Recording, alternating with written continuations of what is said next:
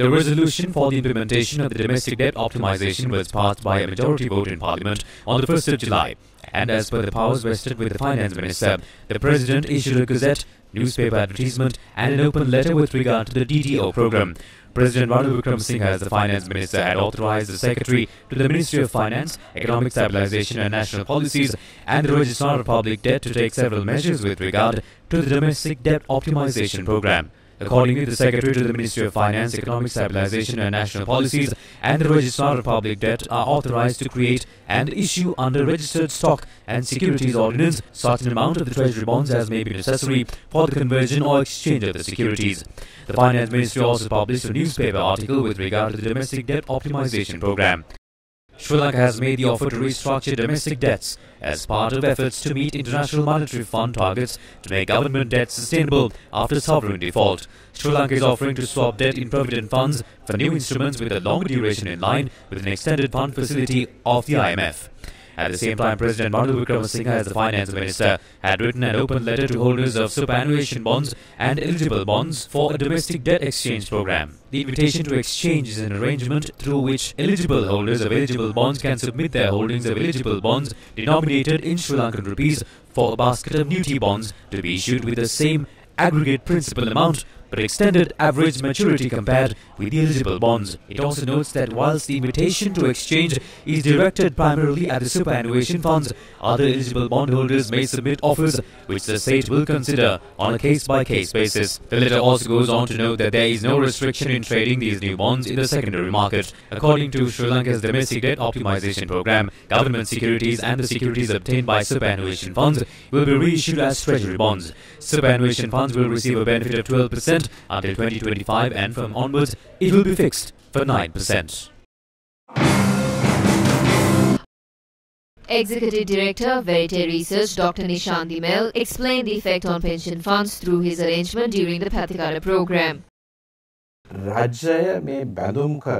is the interest rate that the government has given to these bonds in the market? By the end of this year, the average interest rate of all bonds is 13.5%. This 13.5% will not decrease, nor will it increase. That is the normal value which can be considered in the future, because if we look at the current value, if we get that value by 2038, the EPF value of 3.4 trillion today will increase to about 25 trillion by that time. If you get only 9.1, it will increase to only 13 trillion, which means that it's a loss of 12 trillion. It was repeatedly said that this was voluntary. It is not an optimization. There is no ability to reach it voluntarily. It is a forceful reduction. The haircut from foreign creditors is now written at 30% without any consideration. The EPF fund will be slashed by 70% between inflation and the proposed program. 30% is demanded from foreign creditors.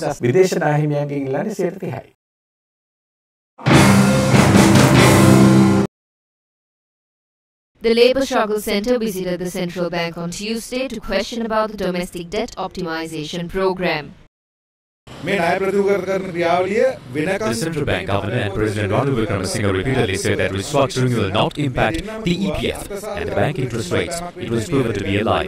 What has happened now? The ruling elite of this country, including the Rajapakshas and Ranil, ruined the economy, and the burden of that destruction is now on the EPF and the laurels of the private sector employee. The Central Bank Governor says that it would not impact the banks, and that is how it was done.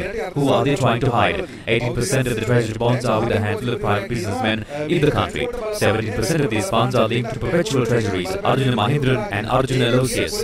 That 17% will not be touched. So the Central Bank Governor should not use the banks as scapegoats. Our question is, why are the bonds held by these infamous businessmen not taken into account?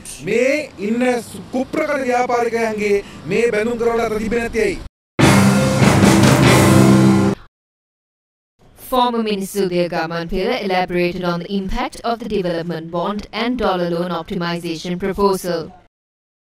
30% capital cut from both bonds and dollar loans will cost banks 97 billion rupees. Apart from this, there will be a 35% interest reduction. We have not calculated how much the loss will be to the banks. In the whole process of domestic debt optimization, we can confidently state that the loss to the banks is more than 97 billion rupees.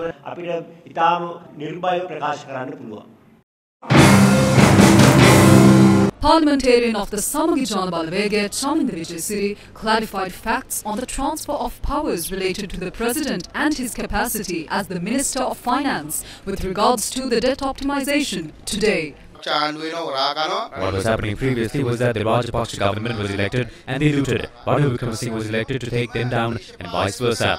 This was the political drama they were staging.